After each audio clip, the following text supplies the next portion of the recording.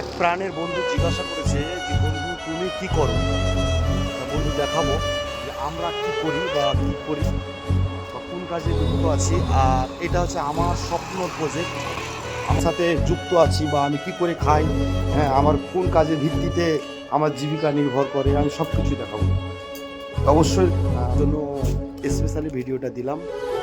ভালো থাকবেন, সুস্থ থাকবেন, আমাদের জন্য অনেক অনেক দোয়া করবেন। দেখতেই পাচ্ছেন এই যে আমার অনেক দিনের স্বপ্ন,